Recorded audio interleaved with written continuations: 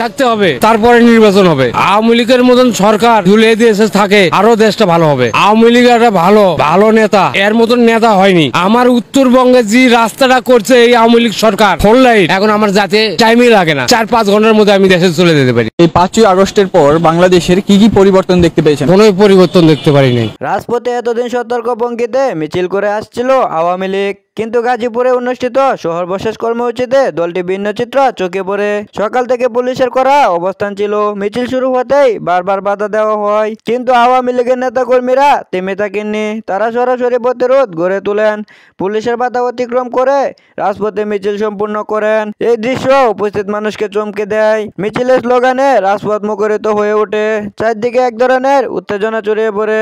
রাজনৈতিক বিশ্লেষকদের মধ্যে এতদিন যেভাবে দলটি সতর্কভাবে অবস্থান নিয়েছিল তার সম্পূর্ণ বিপরীত রূপ এবার সামনে এসেছে। গাজীপুরের এই ঘটনাকে অনেকে আওয়ামী লীগের সাহসী প্রত্যাবর্তনের সূচনা বলে মনে করেছেন, কারণ শুধু মিছিলে নয়, পুলিশের সামনে দাঁড়িয়ে সংগঠিত শক্তির প্রদর্শন দলটির ভবিষ্যৎ রাজনীতি নতুন মাত্রা যোগ করবে। দলীয় সূত্রে জানা গেছে, এই মিছিলের পর আওয়ামী লীগের নেতাকর্মীদের আত্মবিশ্বাস দ্বিগুণ বেড়েছে। তারা মনে করেছেন জনগণ সমর্থন নিয়ে এবার নতুনভাবে রাজপথে শক্ত অবস্থান নিতে পারবে। রাজনৈতিক মহলে আলোচনা শুরু হয়েছে, আওয়ামী লীগ কি রাজনীতিতে আবারও পূর্ণ শক্তি নিয়ে ফিরছে?